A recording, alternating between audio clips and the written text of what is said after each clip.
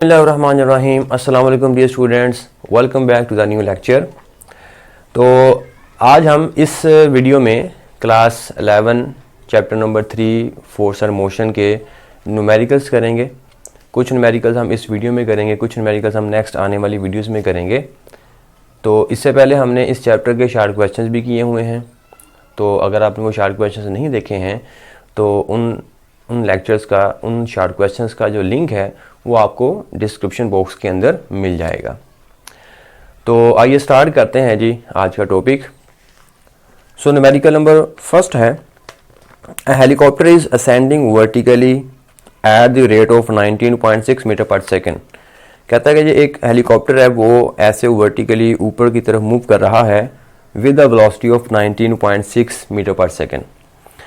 When it is at a height of 156.8 meter above the ground, a stone is dropped. तो जब वो 156.8 metre की बुलंदी तक पहुंचता है तो वहां से पत्थर को फेंका जाता है। How long does the stone take to reach the ground? तो उस पत्थर को नीचे ग्राउंड तक पहुंचते पहुंचते, जमीन तक पहुंचते पहुंचते कितना टाइम लगेगा। ठीक है जी, तो वो टाइम हमने बेसिकली मालूम करना है। ठीक है, तो ये हमारे पास एक हेलीकॉप्टर है जी। तो ये ऐसे ऊपर की तरफ मूव कर रहा है और जब ये 156.8 मीटर की बुलंदी तक पहुंचता है तो हमने यहाँ से एक पत्थर को ये फेंका रेड कलर का। ठीक है जी, अब ये पत्थर को नीचे आते आते जो है वो कितना टाइम लगेगा। ये ऐसे ही है ना, जैसे मैं एक पेंसिल को, इस मार्कर को यहाँ से मैं फेंकता हूँ तो अब ये कितना टाइम लगेगा इस मार्कर को नीचे ज़मीन तक पहुँचते पहुँचते। तो पहले इसकी इनिशियल वेलोसिटी मुझे मालूम करनी पड़ेगी, फिर इसने कितना डिस्टेंस कवर किया है वो मुझे मालूम करना पड़ेगा, फिर जो ग्रेविटेशन एक्सेलरेशन इस पर एक्ट करेगा वो हमने मालूम करना है, और फिर इन तमाम डाटा को निकाल कर हमने कोई इक्वेशन ऑफ मोशन यूज़ करनी है। ठीक है, तो पहले जो डाटा है उसकी तरफ देखते हैं, और इसमें एक चीज़ है जो कि आपने नोट करनी है, वो है साइन कन्वेंशंस। ठीक है जी, उसको भी हमने पहले नोट करना है। ओके, तो अब यहाँ से देखें, हमने इस पत्थर को जब वो यहाँ से फेंका, मतलब इतनी हाइट से हमने इसको फेंका, तो उसको हमने इनिशियल वेलोसिटी कितनी दी है। तो अब पत्थर चूंकि हेलीकॉप्टर में पड़ा हुआ है, तो हेलीकॉप्टर जिस वेलोसिटी से ऊपर की तरफ मूव करेगा उसके अंदर पड़े हुए पत्थर की भी वही वेलोसिटी जो वो कंसिडर की जाएगी। ये बात अपने माइंड में रखिएगा। ठीक है, तो अगर हेलीकॉप्टर 19.6 मीटर की वेलोसिटी से ऊपर जा रहा है तो यही पत्थर की वेलोसिटी मानी जाएगी और ये velocity initial velocity of the stone कहलाएगी। ठीक है, कि जिस वेलोसिटी से हेलीकॉप्टर ऊपर की तरफ मूव कर रहा है वही वेलोसिटी पत्थर की मानी जाएगी और वही इनिशियल वेलोसिटी होगी उस स्टोन की, और वो वेलोसिटी की डायरेक्शन किधर है, ऊपर की तरफ है, क्योंकि हेलीकॉप्टर भी ऊपर की तरफ मूव कर रहा है। तो लिहाजा पत्थर की जो इनिशियल वेलोसिटी है वो हम अपवर्ड डायरेक्शन में लेंगे। ठीक है, ये बात याद रखिएगा, अपवर्ड डायरेक्शन में, क्योंकि हेलीकॉप्टर की जो वेलोसिटी होगी जिस डायरेक्शन में होगी उसी वेलोसिटी को हमने पत्थर की वेलोसिटी की डायरेक्शन को मानना है। तो ये हमारी इनिशियल वेलोसिटी की डायरेक्शन मानी जाएगी। ठीक है जी, अब जो फोर्स ऑफ ग्रेविटेशन है उस पत्थर के ऊपर जो लग रहा है, पत्थर ऐसे ऊपर की तरफ मूव कर रहा है हेलीकॉप्टर में, और जो फोर्स ऑफ ग्रेविटेशन है वो नीचे की तरफ एक्ट कर रहा है। ठीक है, तो फोर्स ऑफ ग्रेविटेशन नीचे की तरफ एक्ट कर रहा है, तो इस फोर्स ऑफ ग्रेविटेशन की वजह से जो ग्रेविटेशन एक्सेलरेशन है वो भी किधर पैदा होगा, डाउनवर्ड डायरेक्शन में पैदा होगा। मतलब उसकी जो डायरेक्शन होगी वो किधर मानी जाएगी, डाउनवर्ड डायरेक्शन में। ठीक है, तो ग्रेविटेशनल एक्सेलरेशन की जो डायरेक्शन है वो किधर हमारे पास होगी, नीचे की तरफ। Is it clear? क्योंकि जब भी हम किसी बॉडी को ऐसे वर्टिकली अपवर्ड फेंकते हैं तो जो ग्रेविटेशनल एक्सेलरेशन है उसकी जो वैल्यू है वो कैसे ली जाती है, नेगेटिव ली जाती है। ठीक है, और डायरेक्शन किधर होती है, डाउनवर्ड होती है। ओके, ये तो बात में क्लियर होगी। उसके बाद जब हमने इस पत्थर को जो है वो यहां से फेंका तो ये जो है वो जो डिस्टेंस या जो डिस्प्लेसमेंट है वो ऐसे डाउनवर्ड डायरेक्शन में कवर कर रहा है। ठीक है, इतनी हाइट पर पहुंचने पर जब पत्थर को हम यहां से ड्रॉप करेंगे तो वो यहां से ग्राउंड तक आएगा इन द डाउनवर्ड डायरेक्शन। ठीक है, मतलब उसका जो डिस्प्लेसमेंट है या जो डिस्टेंस है वो किस डायरेक्शन में कवर हो रहा है, डाउनवर्ड डायरेक्शन में कवर हो रहा है। तो यही जो डायरेक्शन ऑफ डिस्टेंस है या डिस्प्लेसमेंट है उसकी डायरेक्शन में हम कैसे मानेंगे, नीचे की तरफ मानेंगे। ठीक है, तो अब जो डिस्प्लेसमेंट और डिस्टेंस है और जो ग्रेविटेशन एक्सीलरेशन है, इन दोनों की जो डायरेक्शन है वो हमारी इनिशियल वेलोसिटी के अपोजिट डायरेक्शन में है। तो हर उस क्वांटिटी को हम नेगेटिव जब वो कंसिडर करते हैं जिसकी डायरेक्शन जो है वो हमारी इनिशियल वेलोसिटी के अपोजिट डायरेक्शन में हो। ठीक है, फिर से हर उस क्वांटिटी की जो डायरेक्शन है वो हम नेगेटिव लेंगे अगर वो हमारी इनिशियल वेलोसिटी की डायरेक्शन के अपोजिट है। मतलब जिस डायरेक्शन में हमारी इनिशियल वेलोसिटी है, बाकी तमाम क्वांटिटीज हैं वो उसकी अपोजिट डायरेक्शन में हो, तो वो तमाम क्वांटिटीज कैसे ली जाएंगी? नेगेटिव ली जाएंगी। तो लिहाजा हम यहां पर s को भी हम कैसा मानकर चलेंगे? नेगेटिव, और g को भी हम कैसा मानकर चलेंगे? नेगेटिव। ठीक हो गया जी।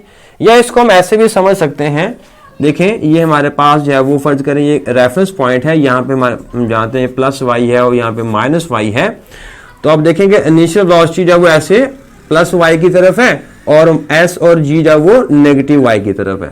तो ऐसा भी हम इसको कंसिडर कर सकते हैं समझने के लिए कि जो s और g माइनस y की डायरेक्शन में है, इसलिए हमने इसको साथ माइनस माइनस लिख दिया, और जो vi है वो हमारी पॉजिटिव y की डायरेक्शन में है, इसलिए हम इसको पॉजिटिव मानेंगे। ठीक हो गया। अब इसी बात को ध्यान में रखते हुए हम अपने न्यूमेरिकल की तरफ आते हैं। अब जो डाटा हमने लिखा है जी, initial velocity of the stone, ठीक है जी, vi 19.6 मीटर पर सेकंड। ठीक है, ये वही है जो हेलीकॉप्टर की इनिशियल वेलोसिटी है। तो जो वेलोसिटी हेलीकॉप्टर की होगी वही वेलोसिटी हम उस पत्थर की मानेंगे। फिर उसके बाद लिखा जी distance covered by the stone, के स्टोन ने कितना डिस्टेंस कवर किया जी? तो स्टोन ने डिस्टेंस कवर किया जी, जहां पे वो हमने इसको फेंका है जी, वहां से लेकर ग्राउंड तक कितना उसने डिस्टेंस कवर किया है? तो आंसर है जितना ऊपर हेलीकॉप्टर गया है। तो हेलीकॉप्टर कितना ऊपर गया? 156.8 मीटर। तो यही पत्थर का वर्टिकल डिस्टेंस कहलाएगा। तो वो हमने लिख दिया जी माइनस 156.8 मीटर पर सेकंड। ठीक है, नेगेटिव क्यों लिया वो मैंने आपको समझा दिया। फिर उसके बाद एक्सेलरेशन ड्यू टू ग्रेविटी है, वो भी हमारे पास कैसा रहेगा? Minus 9.8 metre per second square. ये भी नेगेटिव में आ गया। तो हमने मालूम करना है जी, टाइम मालूम करना है। तो इक्वेशन ऑफ मोशन का हमने सहारा लिया। तो इक्वेशन ऑफ मोशन हम यूज करते हैं जी, s is equal to v i t plus half g t square. ठीक है जी। तो अब हमने s की वैल्यू पुट कर दी, वी आई की वैल्यू पुट कर दी, t as it is plus 1/2 as it is, g की वैल्यू हमने पुट कर दी और t square as it is. ठीक है जी, ये हमने इस इक्वेशन में क्या कर दिया है? वैल्यूज पुट कर दी है। अब इसको जरा सिंप्लीफाई कर लें, मैथमेटिक्स यूज कर लें अब इसमें। तो इसको पहले ये ओवर खत्म कर दें, तो ये हमारे पास आ जाएगा 2 चौके 8, 2 9 18, 4.9 मीटर, 4.9। ओके, अब इसको रीअरेंज कर लें। अब देखें ये नेगेटिव है तो ये प्लस माइनस माइनस हो जाएगा, मतलब ये पूरी टर्म क्या हो जाएगी? नेगेटिव हो जाएगी टी स्क्वायर में। अब ये पूरी टर्म को उठाकर मैं लेफ्ट हैंड साइड पर लेके आने लगा हूं। इसी तरह जो 19.6 टी है ये पॉजिटिव है, जब ये भी लेफ्ट हैंड साइड पे आएगी तो भी क्या हो जाएगी? नेगेटिव हो जाएगी। तो ये तो term already left hand side पर ही है, बाकी इन दोनों टर्म्स को उठाकर मैं लेफ्ट पे लेके आने लगा हूं, तो जो प्लस है वो नेगेटिव हो जाएंगी, जो नेगेटिव वो प्लस हो जाएंगी, और इज इक्वल टू 0 बच जाएगा। ओके, तो इसको मैंने जब वो किया तो ये हमारे पास आ गया 4.9 t square minus 19.6 t minus 156.8 is equal to 0। ठीक हो गया जी। अब इस इक्वेशन को अगर आप गौर से देखें तो ये हमारे पास एक क्वाड्रेटिक इक्वेशन बन रही है। ठीक है जी। और क्वाड्रेटिक इक्वेशन को सॉल्व करने के हमारे पास जो है वो 3 तरीके हैं। ठीक है जी। कंप्लीटिंग स्क्वायर की मदद से, उसके बाद फैक्टराइजेशन की मदद से, और तीसरा हमारे पास आ जाता है बाय क्वाड्रेटिक फार्मूला। अब आपकी मर्जी है इन तीनों में से जो सा मर्जी मेथड लगाकर आप इसको सॉल्व कर सकते हैं। ठीक है जी। मैथमेटिक्स आप इस्तेमाल करना है। ओके जी, अब इसको थोड़ा सा सॉल्व करते हैं।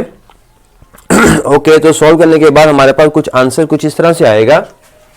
ये देखें, अब यहाँ से 4.9 इसमें मैं कॉमन ले लेता हूँ, बाकी जो अंदर बच जाएगा वो टी स्क्वायर, ये आएगा हमारे पास 4t पास आ जाएगा माइनस 32 इज इक्वल्स टू 0। ठीक है जी। तो इसको आप जब वो 4.9 कॉमन लेंगे तो हमारे पास बाकी जो रकम बच जाएगी वो आएगी T square minus 4t minus 32। ठीक है जी। अब 4.9 को मैं इधर डिवाइड कर दूँ, हमारे पास और सिंप्लीफाइड इक्वेशन बन जाएगी, तो ये बन जाएगा t square minus 4t minus 32 is equal to 0। ठीक है जी, तो ये हमारे पास इक्वेशन बन गई। ओके, अब इसको आपने सॉल्व कर लेना है, तो इसके फैक्टर बना लेते हैं जी, तो जल्दी से बन जाएंगे फैक्टर्स। तो ये हमारे पास आ जाएगा, ओके, तो ये बनेगा t square minus 8t plus 4t minus 32 is equal to 0। ठीक है जी, ओके जी। उसके बाद ये सिंपल मैथमेटिक्स में इस्तेमाल कर रहा हूँ और इसमें कोई इतनी बड़ी बात नहीं है। ठीक है जी, फैक्टराइजेशन वाला मेथड इस्तेमाल मैंने किया है, फैक्टर्स बनाने हैं मैंने। ओके जी, तो फैक्टर हमारे पास बन जाएंगे t minus 8 t plus 4 is equal to 0। ठीक है जी, the product of two terms is equal to 0, it mean that either this term is equal to 0 or this term is equal to 0. So we can write as t minus 8 is equal to 0 or t plus 4 is equal to 0. Here t is equal to 8 seconds and from here t is equal to minus 4 seconds. ठीक है जी, अब हमारे पास time के दो answer आ गए, एक plus 8 second और दूसरा माइनस 4 सेकेंड। अब टाइम जो होता है वो तो नेगेटिव हम नहीं लेते, ठीक है ना, टाइम मैग्नीट्यूड है और मैग्नीट्यूड कभी नेगेटिव नहीं होता। ये ऐसे ही है ना, जैसे मैं आपसे पूछता हूँ भाई टाइम कितना हुआ, कहते हैं -2:35 हो गए ये तो कोई टाइम नहीं ना हुआ। तो टाइम हमेशा पॉजिटिव वे में लिया जाता है, तो हम इस टर्म को क्या कर देंगे, इग्नोर कर देंगे। ठीक है, इग्नोर। ओके जी, इसको किया हमने इग्नोर। तो इसके बाद हमारे पास जो टाइम है वो हमारे पास सिंपल क्या आ जाएगा, 8 सेकेंड। इट मीन दैट कि उस पत्थर को नीचे आने में 8 सेकेंड्स लगेंगे। न्यूमेरिकल नंबर 2 करते हैं। Use the following data, draw a velocity time graph on a straight road of a motor bike. ये आपको उसने डाटा दिया हुआ नीचे। ठीक है जी, तो फाइंड करना है आपने ग्राफ की मदद से कि उसकी इनिशियल एक्सेलरेशन, उसका final acceleration and the total distance travelled by the motorcyclist. ये तीन चीज़ हमने फाइंड आउट करनी है। ठीक है जी, ओके। अब ये जी उस मोटर बाइक का जो कि स्ट्रेट रोड पे जा रहा है, ये उसका डाटा है जी कि किस किस टाइम के दौरान उसकी जो वेलोसिटी है वो कितनी होती है। ठीक है जी, 0 सेकंड में 0 वेलोसिटी, फिर 30 सेकंड में 10 उसकी वेलोसिटी है, 60 सेकंड में 20 है, 90 में 20, 120 में 20, 150 में 20, 180 में 0। ये टाइम बढ़ रहा है और ये ऊपर उसने उसकी वेलोसिटी भी आपको दे दी। ठीक है जी, कब उसकी वेलोसिटी बढ़ रही है, कब कांस्टेंट है, कब उसकी वेलोसिटी कम हो रही है, ये सारा उसने डाटा आपको बता दिया। अब इस डाटा को हमने कहता है ग्राफ की मदद से, ग्राफ पे इसका वेलोसिटी टाइम ग्राफ बनाना है और फिर उस वेलोसिटी टाइम ग्राफ की मदद से आपने उसका एक्सेलरेशन इनिशियल और फाइनल मालूम करना है और टोटल डिस्टेंस जो उसने कवर किया होगा वो हमने मालूम करना है। ओके तो ये मैंने वेलोसिटी टाइम ग्राफ मैंने बनाया, वाई एक्सिस पर वेलोसिटी, एक्स एक्सिस पर टाइम, और ये मैंने टाइम को यहाँ पे प्लॉट कर लिया। जो कि अगर आप देखें तो 0 से 30, 30 से 60, 60 से 90, 120, 150, 180, इसमें 30 सेकंड्स का गैप है। ठीक है, तो 30 सेकंड्स के हिसाब से मैंने जब वो एक्स एक्सिस पर, मतलब टाइम एक्सिस पर मैंने टाइम ड्रॉ कर लिया 30 सेकंड्स के हवाले के पॉइंट ऑफ व्यू से।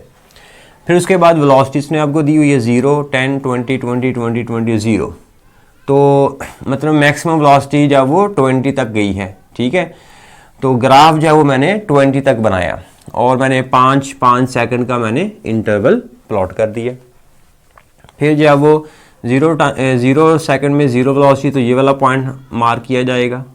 फिर अगले 30 सेकंड में 10 मीटर पर सेकंड की वेलोसिटी, 30 सेकंड में 10 मीटर की वेलोसिटी, तो ये वाला पॉइंट मार्क किया गया। ठीक है जी, फिर अगले 30 सेकंड में 20 मीटर की वेलोसिटी, अगले 30 सेकंड में मतलब 60 सेकंड में हमारे पास जो वेलोसिटी है वो 20, तो ये वाला मार्क हुआ।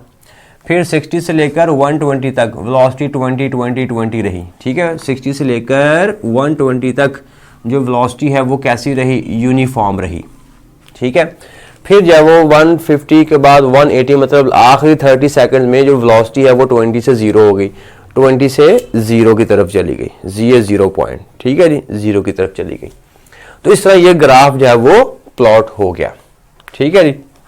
अब इस ग्राफ की मदद से हमने उसका इनिशियल, फाइनल और टोटल डिस्टेंस हमने मालूम करना है। ओके, तो एक्सेलरेशन हम कैसे फाइंड करते हैं? तो एक्सेलरेशन वेलोसिटी टाइम ग्राफ से हम स्लोप की मदद से फाइंड करते हैं, ठीक है। आप पहले इसको समझ लें थोड़ा सा, फिर उसके बाद हम ग्राफ की तरफ आते हैं।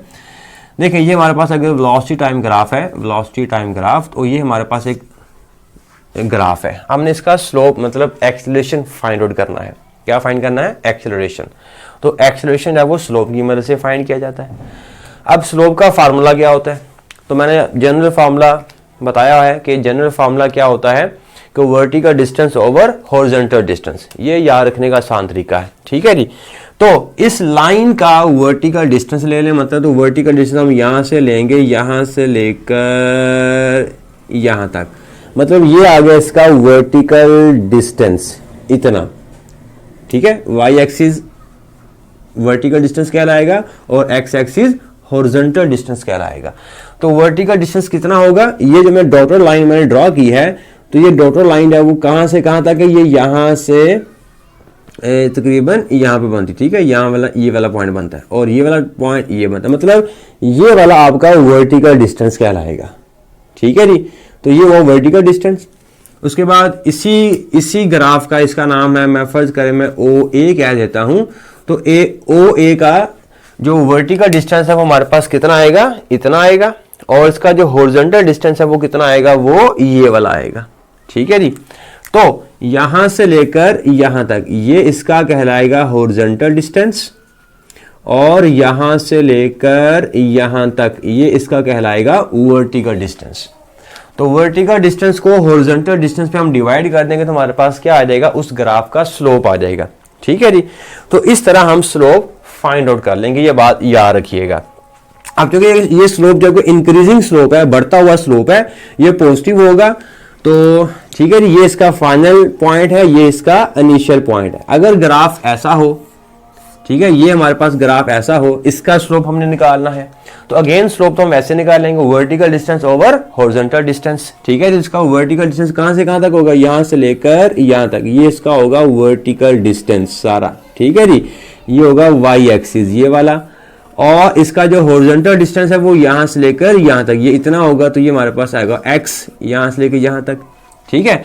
तो ये इस वर्टिकल डिस्टेंस को हम इतने हॉरिजॉन्टल डिस्टेंस पर डिवाइड कर देंगे तो हमारे पास क्या आ जाएगा? इसका स्लोप आ जाएगा। लेकिन वो जो स्लोप होगा वो नेगेटिव में होगा, क्योंकि ये स्लोप क्या हो रहा है? डिक्रीज हो रहा है। तो ये डिक्रीजिंग स्लोप है, और ये कैसा स्लोप था? ये इंक्रीजिंग स्लोप है। तो इस बात को आपने अपने माइंड में रखना है। अब ये बात याद रखने के बाद अब हम अपने इस ग्राफ के ऊपर आते हैं। तो उसने जो पहली चीज पूछी है वो ये, उसने पूछा कि इनिशियल एक्सेलरेशन के बारे में बताइए, ये कितना होगा। तो इनिशियल एक्सेलरेशन से मुराद ये है कि जब उसकी वेलोसिटी वो बढ़ रही होती है, ठीक है। तो अब देखें 0 से लेकर 60 सेकंड्स तक उसकी जो वेलोसिटी है वो बढ़ती जा रही है, और 20 तक उसकी वेलोसिटी बढ़ जाती है, ठीक है। तो 60 सेकंड्स के दौरान उसमें एक्सेलरेशन प्रोड्यूस हुआ है, क्योंकि ये स्लोप बढ़ रहा है, इंक्रीजिंग स्लोप है, ठीक है। तो इसका मतलब कि हमने कि ये जो ग्राफ है ओ से लेकर ए तक, हमने इस ग्राफ का हमने स्लोप निकालना है, तो वही स्लोप हमें क्या बता देगा? एक्सेलरेशन के बारे में बता देगा। क्योंकि वेलोसिटी टाइम ग्राफ का जो स्लोप होता है वो बेसिकली हमें क्या बताता है? एक्सेलरेशन के बारे में इंफॉर्मेशन देता है। तो इनिशियल एक्सेलरेशन हम इस ग्राफ से निकालेंगे, ओ ए ग्राफ की मदद से। तो स्लोप कैसे फाइंड करते हैं वो मैंने आपको ग्राफ में बताया था कि vertical distance over horizontal distance. अब यहां पर वर्टिकल डिस्टेंस कितना होगा? तो आंसर है, देखें ये मैंने इस पॉइंट ए से ये वर्टिकल लाइन ड्रॉ की, तो जितना ये वर्टिकल लाइन है, ये रेड डॉटेड लाइन जितनी होगी उतना हमारा ये वर्टिकल डिस्टेंस होगा। तो 0 से लेकर 20 तक ये इसका हमारा वर्टिकल डिस्टेंस हुआ। और हॉरिजॉन्टल डिस्टेंस कितना होगा? हॉरिजॉन्टल डिस्टेंस हमारे पास ये वाला होगा, यहां से लेकर यहां तक, ये होगा इसका हॉरिजॉन्टल डिस्टेंस और ये होगा इसका वर्टिकल डिस्टेंस। तो इन दोनों को डिवाइड कर देते हैं। तो वर्टिकल डिस्टेंस हमारे पास कितना है, ये देखें, इसका इनिशियल पॉइंट 0 पे है इस लाइन का, और इस लाइन का जो आखिरी पॉइंट है वो 20 के ऊपर है। तो वर्टिकल डिस्टेंस हम कैसे फाइंड करेंगे, ये 20 माइनस 0, तो वर्टिकल डिस्टेंस हमारे पास कितना आ जाएगा, 20 आ जाएगा। ठीक है, तो ये मैं बात यहीं पे लिख लेता हूं कि ये मेरे पास आ गया 20 माइनस 0। ठीक है ना, जैसे मैंने आपको बताया था कि ये वाला पॉइंट जो है वो ये इतना, ये वाला पॉइंट है, और इस ग्राफ का इनिशियल पॉइंट ये वाला है। तो इनिशियल पॉइंट ये वाला है, फाइनल पॉइंट ये वाला है, तो डिफरेंस कितना होगा, फाइनल माइनस इनिशियल।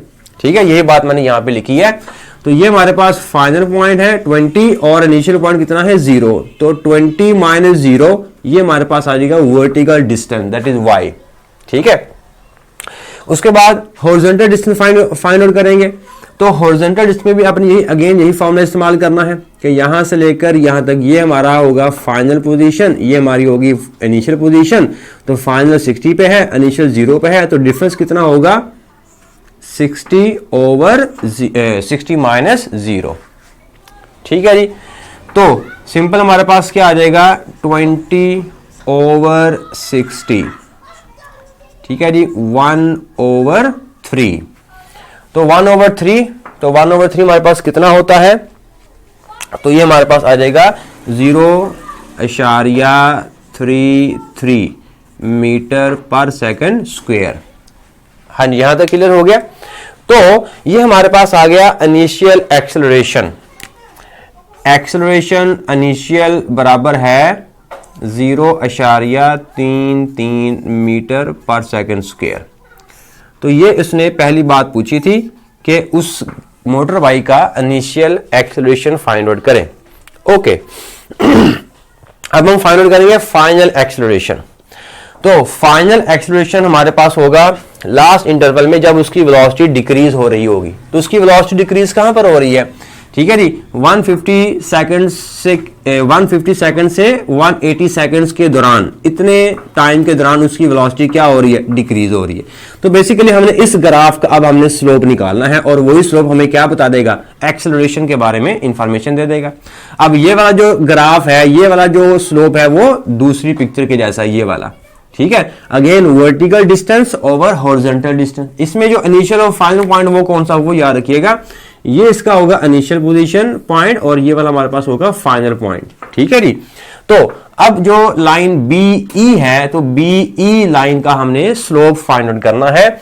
तो ओके, फाइंड आउट करते हैं। तो वर्टिकल डिस्टेंस कितना होगा, वर्टिकल डिस्टेंस अगेन ये वाला है, ये जो डॉटेड लाइन नजर आ रही है रेड, यही आपका वर्टिकल डिस्टेंस है, और ये कहां से कहां तक है, अगेन ये है 0 और 20। लेकिन अब आपका इनिशियल पॉइंट ये है, फाइनल पॉइंट आपका ये वाला है। इसका मतलब कि इनिशियल पॉइंट जो वो आपका 20 पे है, और जो फाइनल पॉइंट है वो आपका 0 पे है। ठीक है, तो वर्टिकल डिस्टेंस में अब आप कैसे निकालेंगे, 0 माइनस 20। तो ये हमारे पास आ जाएगा 0 माइनस 20 ओवर। अब इसी लाइन का जो हॉरिजॉन्टल डिस्टेंस है वो हमारे पास कितना होगा, ये है इसका हॉरिजॉन्टल डिस्टेंस 150 से लेकर 180 तक। ठीक हो गया, ओके। तो इसका डिफरेंस ले लेते हैं, हमारे पास कितना आएगा, तो 180 माइनस 150। हाँ जी, यहां तक समझ आ गई मैंने क्या किया, ओके। तो 180 minus 150 is equals to minus 20 divided by, अब ये कितना आ जाएगा हमारे पास, 30 के बराबर आ जाएगा। ठीक है जी, 0 माइनस 20 माइनस 20, 180 माइनस 50 तो 30। तो ये हमारे पास जो आंसर आएगा वो नेगेटिव में आएगा। ठीक है, नेगेटिव। इसका मतलब ये इस टाइम के दौरान उसकी वेलोसिटी कम हो रही है, उसमें जो एक्सीलरेशन प्रोड्यूस होगा इतने टाइम के दौरान वो कैसा होगा, नेगेटिव होगा।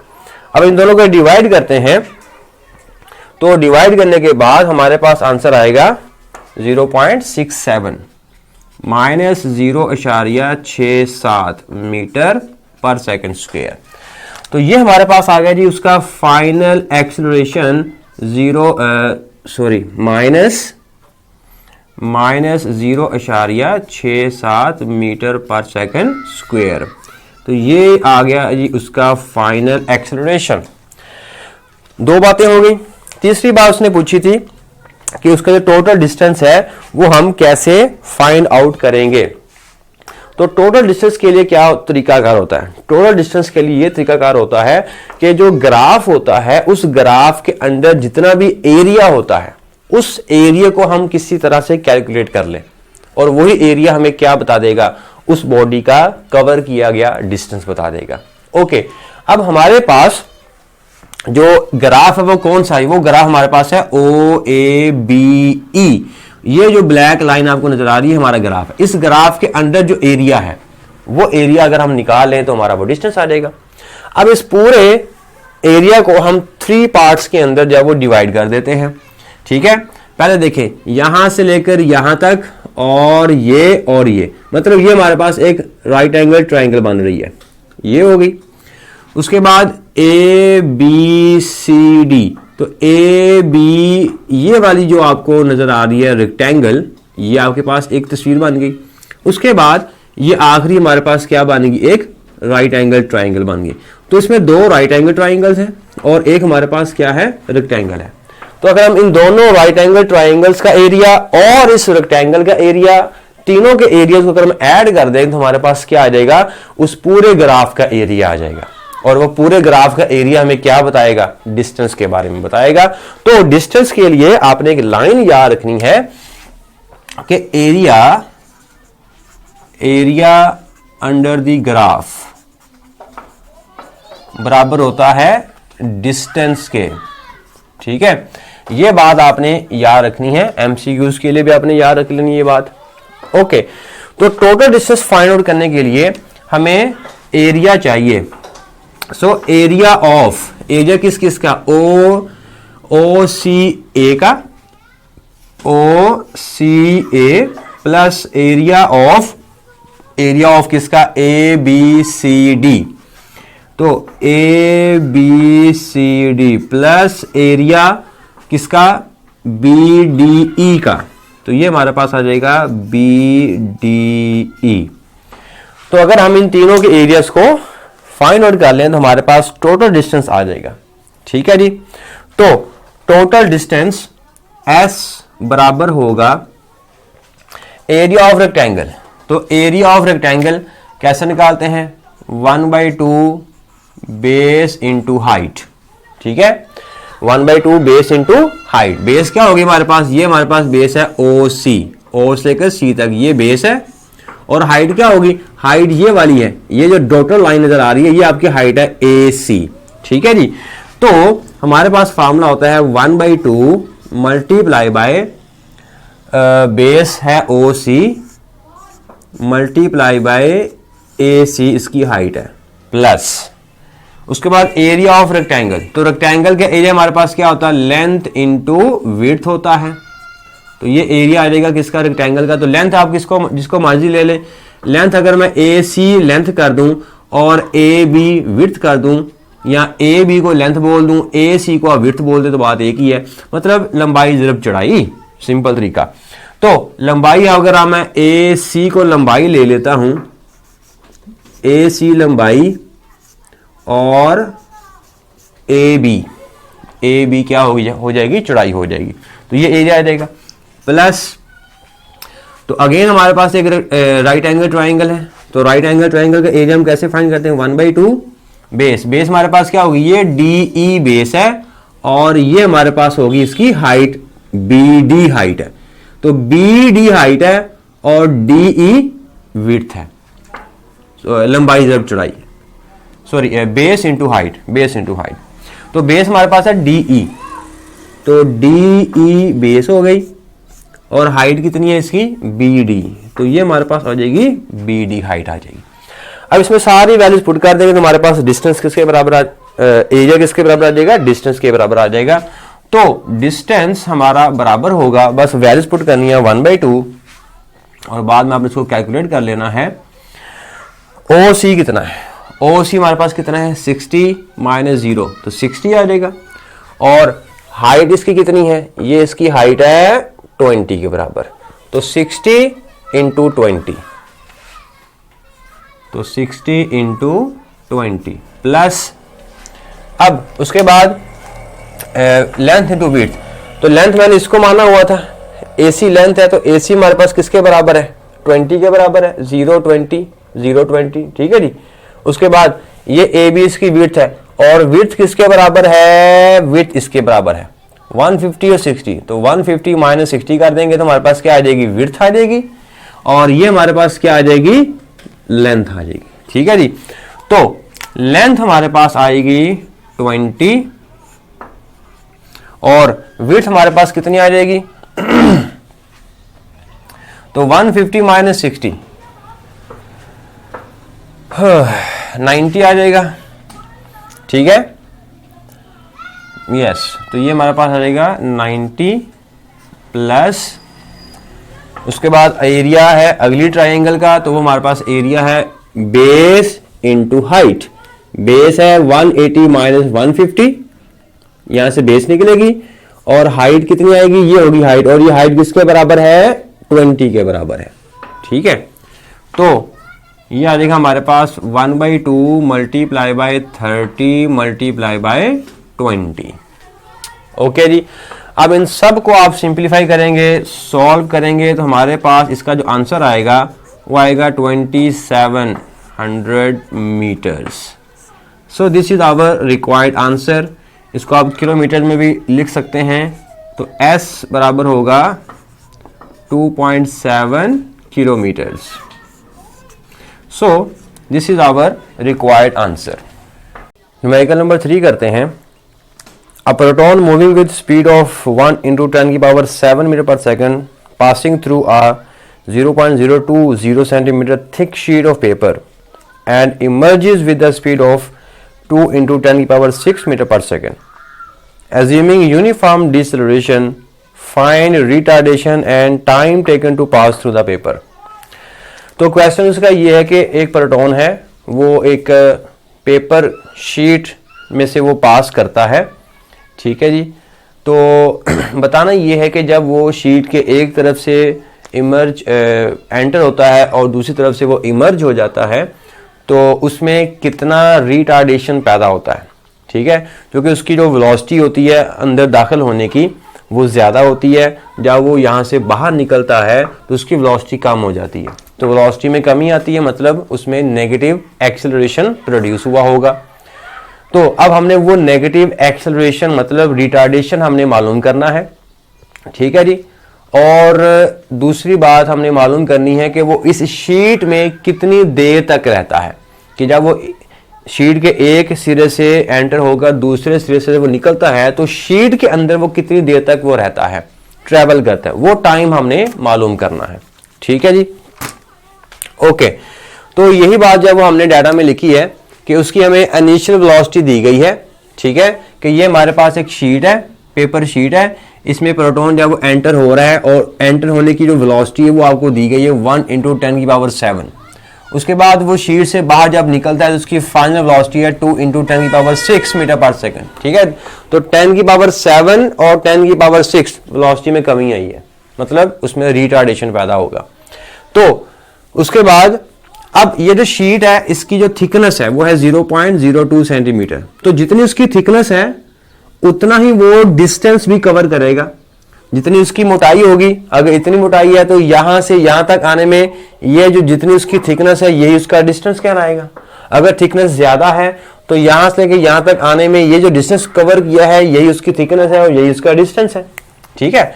तो डिस्टेंस उसका क्या होगा, थिकनेस के बराबर ही होगा, और वो 0.02 सेंटीमीटर, और इसको मीटर में किया तो ये वाली चीज आ गई। अब उसमें रिटार्डेशन मतलब नेगेटिव एक्सेलरेशन मालूम करना है और टाइम मालूम करना है कि वो शीट में कितनी देर तक रहता है, या यूं कहें कि वो इस डिस्टेंस को कवर करने में कितना टाइम लगाता है, ये हमने मालूम करना है। ओके, तो अब हम डाटा को देखते हुए हम इक्वेशन ऑफ मोशन यूज करेंगे, जिसमें इनिशियल वेलोसिटी भी हो, फाइनल वेलोसिटी भी हो, डिस्टेंस भी हो और एक्सेलरेशन भी हो। तो वो हमारे पास होती है third equation of motion, 2as = vf² - vi²। अब इसको रीअरेंज किया मैंने तो एक्सेलरेशन को एक तरफ कर दिया, बाकी सारी चीजें मैंने एक तरफ कर दी। अब VF, VI, S ये सब की वैल्यू हमें गिवन है ऊपर डाटा में, तो वो मैंने सारी वैल्यूज के अंदर दर्ज कर दी। ठीक है जी।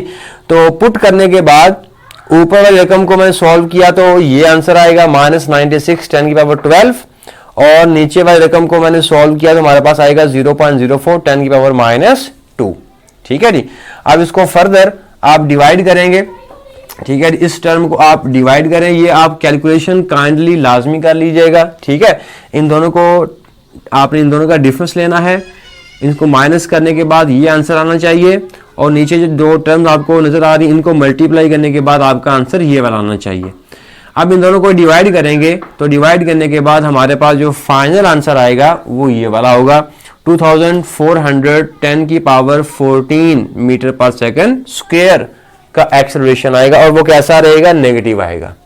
क्योंकि इसने रिटार्डेशन पूछा था तो लिहाजा इसका जो आंसर है वो भी नेगेटिव में ही आएगा। तो नेगेटिव में आया 2400। अब इसको मजीद सिंप्लीफाई करके आप ऐसा भी इसको लिख सकते हैं कि एक्सेलरेशन बराबर है -2.4। ठीक है ना, इसका इशारा इधर है, ये इशारा आप इधर लेकर आएंगे तो 2.4 और 10 की पावर 14 है, 1 2 3 तो 17 हो जाएगा, तो 10 की power 17 metre per second square. तो ये भी हमारा आंसर ठीक है। ठीक है, आप यहाँ ऐसे लिख दें या ऐसे लिख दें, दोनों ही हमारे आंसर ठीक है। ओके, उसके बाद उसने पूछा था टाइम, कि टाइम कितना होगा, मतलब इस थिकनेस को पार करने के लिए, ठीक है जी, क्रॉस करने के लिए वो कितना टाइम लेगी वो प्रोटॉन। ओके, तो हमने equation, first equation of motion हमने इस्तेमाल की है जो कि बराबर होती है VF = VI + AT।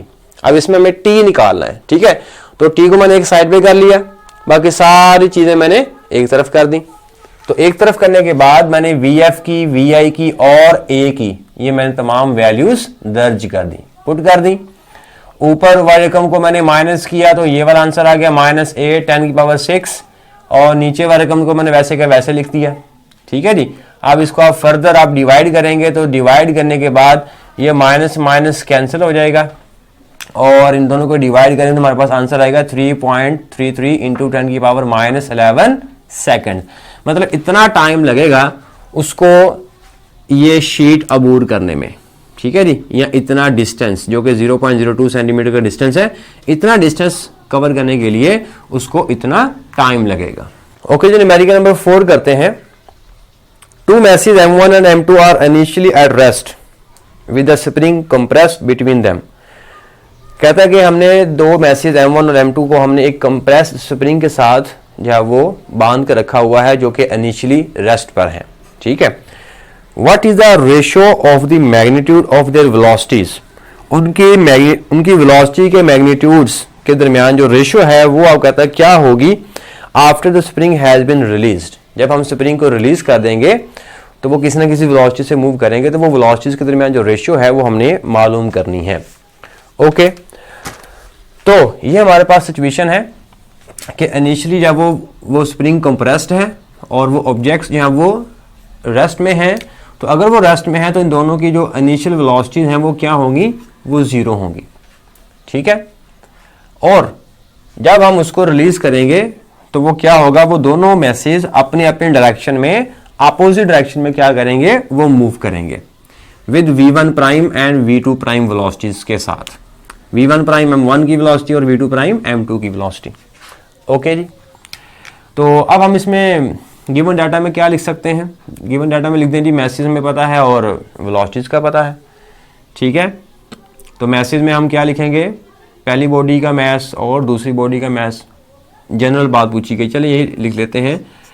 So first mass उसको आप M1 कह दें, सेकंड मास उसको आप M2 कह दें। ठीक है जी, उसके बाद इनिशियल वेलोसिटीज। ठीक है, initial velocity of first mass, initial velocity of first mass is equals to V1 और वो हमारे पास क्या है, 0 है। ठीक है जी, उसके बाद हमारे पास आ जाएगा final velocity of second mass, वो हो जाएगा हमारे पास v2 बराबर है 0। ओके, फाइंड हमने करना है जी वेलोसिटीज के दरमियान जो रेशियो है वो हमने फाइंड आउट करनी है। तो टू फाइंड हम करेंगे रिलीज करने के बाद जो वेलोसिटीज हैं v1 प्राइम और v2 प्राइम। सो v1 प्राइम और v2 प्राइम के दरमियान जो रेशियो है वो हमने मालूम करना है। ओके जी, अब हम इसके ऊपर law of conservation of linear momentum apply करेंगे। तो law of conservation of linear momentum क्या कहता है? वो ये कहता है कि रिलीज करने से पहले का मोमेंटम और रिलीज करने के बाद का मोमेंटम वो कैसा रहना चाहिए? सेम रहना चाहिए। ठीक है।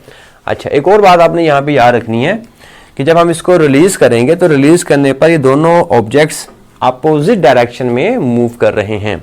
ठीक है। तो जब अपोजिट डायरेक्शन में मूव करेंगे तो इनमें से किसी एक को आप नेगेटिव वेलोसिटी देंगे। ठीक है। अगर हम v1 प्राइम को अगर पॉजिटिव मानेंगे तो v2 प्राइम को नेगेटिव मानना पड़ेगा, या v2 प्राइम को नेगेटिव बोल दें और v2 प्राइम को पॉजिटिव बोल दें और v1 प्राइम को क्या बोल दें? नेगेटिव बोल, मतलब किसी एक को आपने नेगेटिव बोलना है। ठीक है, अपोजिट डायरेक्शन होने की वजह से। ओके, तो according to law of conservation of linear momentum के सिस्टम का टोटल मोमेंटम बिफोर रिलीजिंग वो किसके बराबर होगा? वो बराबर होगा m1 v1 plus m2 v2। ठीक है, ये टोटल मोमेंटम है किसका? Before releasing. अब टोटल मोमेंटम आफ्टर रिलीजिंग वो किसके बराबर होगा? वो बराबर होगा m1 v1 prime plus m2 v2 prime. और ये दोनों मोमेंटम कैसे होंगे? ये दोनों मोमेंटम कैसे होंगे? बराबर होंगे। ठीक है। अच्छा, मैंने अभी आपको इसमें बोला था कि इन दोनों में से किसी एक की वेलोसिटी को आप नेगेटिव बोल दें, जिसको मर्जी बोल दें, आपकी अपनी मर्जी है। तो मैं v1 प्राइम को नेगेटिव बोल देता हूं, तो नेगेटिव के लिए मैं इसको माइनस यहां पे लिख दूंगा। ठीक है जी। ओके, अब चूंकि v1 और v2 बिफोर रिलीजिंग वेलोसिटी दोनों जीरो हैं, तो अगर दोनों जीरो हैं तो टोटल मोमेंटम बिफोर रिलीजिंग वो भी कैसा हो जाएगा? जीरो हो जाएगा। ठीक है ना। सो v1 भी जीरो है, v2 भी जीरो है, तो ये वाला फैक्टर भी जीरो हो गया, ये वाला फैक्टर भी जीरो हो गया। तो टोटल मोमेंटम बिफोर रिलीजिंग हमारे पास जीरो आ जाएगा, बराबर होगा माइनस m1 v1 प्राइम के प्लस m2 v2 प्राइम के। अब हमने v1 प्राइम और v2 प्राइम इन दोनों के जो रेशियो है वो हमने फाइंड आउट कर लेनी है। तो इसको उठा के इधर ले आओ, तो ये हमारे पास आ जाएगा m1 v1 prime m2 v2 prime. तो m1 को इधर ले आओ, v2 को इधर ले आओ, तो v1 prime over v2 prime बराबर है m2 ओवर m1। ठीक है जी। So this is our required answer. यही उसने पूछा था कि वेलोसिटीज के दरमियान जो रेशियो है वो फाइंड आउट करें। तो वेलोसिटीज के दरमियान जो रेशियो है वो मैसेज के रेशियो के इक्वल होती हैं। न्यूमेरिकल नंबर 5 करते हैं student. An amoeba of mass 1 × 10 raised power -12 kilogram propels itself through water by flowing a jet of water through a tiny orifice. The amoeba ejects water with a speed of 1 × 10 raised power -4 meter per second and at the rate of 1 × 10 raised power -13 kilogram per second. Assume that the water is being continuously replenished so that the mass of the amoeba remains the same. अब question उसका ये है कि एक amoeba है, उसका मास आपको दिया गया है और वो पानी में मूव कर रहा है, और पानी में वो मूव किस तरह करता है कि वो अपने एक टाइनी ऑरिफिस में से पानी को इजेक्ट करता है, और जब वो इजेक्ट करता है तो उसको एक थ्रस्ट मिलता है जिसकी वजह से वो आगे की तरफ बढ़ता है। जस्ट लाइक जैसे रॉकेट प्रोपल्शन में आपने पढ़ा था कि रॉकेट जब गैसेस को इजेक्ट करता है तो वो ऊपर की तरफ मूव करता है। ठीक है, सेम प्रोसेस वही है। उसके बाद अमेबा जब वो पानी बाहर निकालता है तो वो कितनी स्पीड से बाहर निकालता है, वो आपको स्पीड भी दी गई है, और वो कितना पानी का मैस 1 सेकंड में वो बाहर निकालता है, तो उस मैस का रेट भी आपको दिया हुआ है। ठीक है जी, कि किस रेट के साथ वो वाटर को इजेक्ट करता है अपने टाइनी ऑरिफिस में से। ओके जी, मालूम ये करना है कि if there were no force on amoeba other than the reaction force caused by the emerging jet. कहता है कि अगर इमर्जिंग जेट से मुराद है कि मतलब जहां से वो वाटर को बाहर इजेक्ट करता है उसको हम इमर्जिंग जेट बोलते हैं। तो जब वो पानी को बाहर निकालता है तो वो पानी के ऊपर एक्शन फोर्स करता है, तो वाटर भी उसके ऊपर एक रिएक्शन फोर्स करता है और उस फोर्स की वजह से वो अमीबा जब वो आगे की तरफ बढ़ता है। What would be the acceleration of the amoeba? तो बताएं कि जब वो ऑर्फिस में से पानी को बाहर निकालता है तो वो कितने एक्सेलरेशन से खुद आगे की तरफ बढ़ता है, वो आपने एक्सेलरेशन फाइंड आउट करना है। If amoeba moves with constant velocity through water, अगर वो कांस्टेंट वेलोसिटी से मूव करता है तो what is the force of surrounding on the amoeba, तो कितनी फोर्स उसके ऊपर लगती है सराउंडिंग की मदद से। ठीक है जी, तो ये हमारा न्यूमेरिकल है। अब इस डाटा मैंने निकाला हुआ जी, मास ऑफ द अमीबा में गिवन है स्पीड इजेक्टेड वाटर, ठीक है, कि कितनी स्पीड से वो वाटर को इजेक्ट करता है, ये स्पीड आपको गिवन है। मास of water ejected per second, कि एक सेकंड में वो कितना मास अपने टाइनी ऑर्फिस में से बाहर निकालता है, वो मास भी आपको गिवन है। उसको मैंने m प्राइम से लिखा हुआ है, उसको मैंने m/t भी लिख सकते हैं। तो वो आपको रेट ऑफ इजेक्टेड वाटर आपको दिया हुआ है। फाइंड करना हमने जी एक्सेलरेशन और फोर्स। ठीक है जी, तो अब सबसे पहले तो हमें वो फोर्स फाइंड आउट करनी है कि कितनी फोर्स इस अमीबा के ऊपर लग रही है जिसकी मदद से ये आगे की तरफ बढ़ता है और इसमें एक्सेलरेशन प्रोड्यूस होता है। तो पहले हमने वो फोर्स मालूम करनी है। वो फोर्स हम मालूम कर सकते हैं न्यूटन्स के थर्ड लॉ ऑफ मोशन को यूज करते हुए। देखें, जितनी फोर्स ये अमीबा पानी को इजेक्ट करने पर लगाता है उतना ही फोर्स अमीबा के ऊपर भी लगता है। ठीक है, फिर से एक्शन और रिएक्शन। एक्शन होता है पानी को बाहर निकालते वक्त, ठीक है, ये वाटर को इजेक्ट करते वक्त वाटर के ऊपर एक्शन फोर्स लगाता है। जैसे रॉकेट गैसेस को नीचे की तरफ पुश करता है एक फोर्स के साथ, तो गैसेस भी उसको रिएक्शन फोर्स के साथ ऊपर की तरफ उसको मूव करवाती हैं। सिमिलरली ये वही केस है कि हमने इसने इजेक्ट किया वाटर को बाहर की तरफ, फोर्स लगाया जिसके नतीजे में रिएक्शन होता है अमीबा के ऊपर और जिसकी वजह से ये आगे की तरफ प्रोपेल होता है। तो अब अगर हम वो फोर्स फाइंड आउट कर लें तो हम इसमें प्रोड्यूस होने वाला जो एक्सेलरेशन है वो फाइंड कर सकते हैं। ठीक है, ओके। तो हम फोर्स मालूम करते हैं, force on water bye amoeba, के इजेक्टेड वाटर के ऊपर जो फोर्स लगता है उतना ही फोर्स अमीबा के ऊपर लगता है। ठीक है, तो हम पहले फोर्स मालूम करेंगे। तो फोर्स हमारे पास होगा फोर्स ऑन इजेक्टेड वाटर। ठीक है जी, इजेक्टेड वाटर के ऊपर जो फोर्स लगता है किसकी मदद से, बाय अमीबा। ठीक है जी, अमीबा जो उसके ऊपर फोर्स लगाता है वो फोर्स किसके बराबर होगी, तो आंसर वो फोर्स बराबर होगी बेटा कि F इज इक्वल्स टू, ठीक है, मास इजेक्टेड पर सेकंड। ठीक है, मास इजेक्टेड, किसका मास, वाटर, मतलब वो पानी जो बाहर इजेक्ट करता है उसका रेट आपने ये बताना है पर second. Mass ejected per second multiply by speed of ejected water. ठीक है, ये न्यूटन के सेकंड लॉ ऑफ मोशन से हम ये रिलेशन हमने फाइंड आउट किया है। जब हमने रॉकेट प्रोपल्शन वाला आर्टिकल पढ़ा था उसमें हमने ये रिलेशन को स्टडी किया था। ठीक है, तो इसलिए परेशान होने की बात नहीं है कि ये फार्मूला कहाँ से आया है। इसको हम मैथमेटिकली लिखते हैं, F is equals to mass of water ejected per second, तो वो हमारे पास होता है m प्राइम से लिखा हुआ मैंने। ठीक है, मास of water ejected per second m prime से, इसको आप m/t भी लिख सकते हैं। ठीक है जी, तो फिलहाल इसको हम ऐसे ही लिख देते हैं। उसके बाद स्पीड ऑफ इजेक्टेड वाटर वो है हमारे पास v। तो m प्राइम हमारे पास कितना है, m प्राइम है जी m/t मल्टीप्लाई बाय v। ठीक है, ये आया फार्मूला याद, ये हमने force due to water flow में भी हमने ये वाला फार्मूला पढ़ा था, ठीक है जी, और रॉकेट प्रपल्शन में भी हमने ये वाला फार्मूला पढ़ा था। तो ये फोर्स है जो कि ओमेबा लगा रहा होता है उस इजेक्टेड वाटर के ऊपर, तो इतना ही फोर्स इजेक्टेड वाटर भी ओमेबा के ऊपर लगाएगा, ठीक है। तो याद रखिएगा ये वाला फोर्स ओमेबा के ऊपर भी लग रहा है, या यूं कहें कि ओमेबा इजेक्टेड वाटर के ऊपर लगा रहा है। बात एक ही है, क्योंकि दोनों फोर्सेस बराबर होती हैं, एक्शन और रिएक्शन बराबर होते हैं, इसलिए आप इस फोर्स को कोई भी आप नाम दे सकते हैं। फोर्स ऑन ओमेबा भी कह सकते हैं, फोर्स ऑन इजेक्टेड वाटर भी कह सकते हैं, बात एक ही है। ओके, तो अब हम इसमें वैल्यूज पुट करते हैं।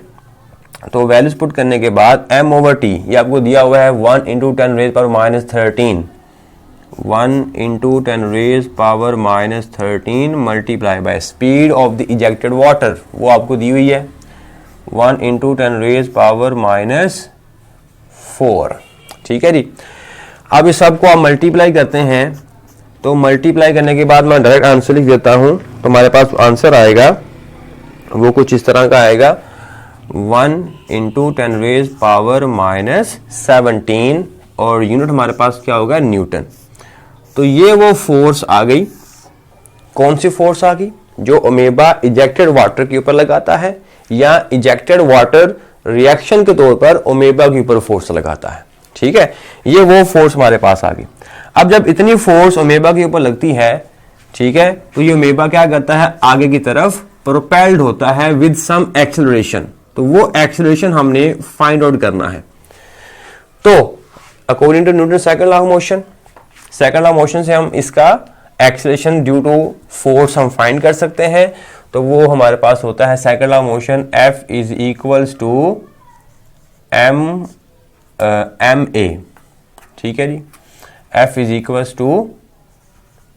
ma। और यहां से एक्सेलरेशन किसके बराबर आएगा, तो वो हमारे पास आएगा F/m, ठीक है जी। तो सिंपल m, ये m किसका लेना है, ये m लेना है मैस ऑफ द ओमेबा, ठीक है। ओमेबा का जो मैस है वो कितना है, तो वो तो कांस्टेंट है, ठीक है, और वो कितना है ये हमें दिया हुआ है 1 × 10⁻⁻27 किलोग्राम, क्योंकि उसका मैस चेंज नहीं हो रहा, क्योंकि जितना वो पानी बाहर निकाल रहा है उतना पानी वो अंदर भी अपने अंदर ले रहा है, ठीक है।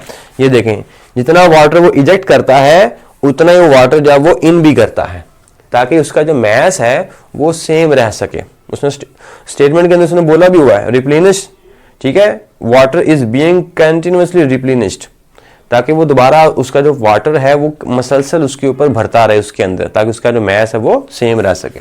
ओके, तो यहां से जो एक्सेलरेशन है बेटा वो किसके बराबर आएगा, तो एक्सेलरेशन है फोर्स। ये फोर्स कौन सी है, जो कि ओमेबा के ऊपर लग रही है। कितनी फोर्स लग रही है ओमेबा के ऊपर, ये अभी हमने कैलकुलेट कर ली है कि ये वो फोर्स है जो ओमेबा के ऊपर लग रही है और जिसकी वजह से उसको थ्रस्ट मिलता है और वो आगे की तरफ बढ़ता है। तो ये फोर्स हमें दी गई है 1 × 10⁻⁻17 divided by mass of the amoeba 1 × 10⁻⁻27। ठीक हो गया जी यहां तक। अब इसको एक्सेलरेशन किस तरह आंसर आएगा, तो मैं यहाँ पे डायरेक्ट इसका आंसर लिख देता हूँ। सॉरी, यहाँ पर ओमेबा की वैल्यू हमने थोड़ी सी मिस्टेक कर दी है। ओमेबा का जो मैस है वो है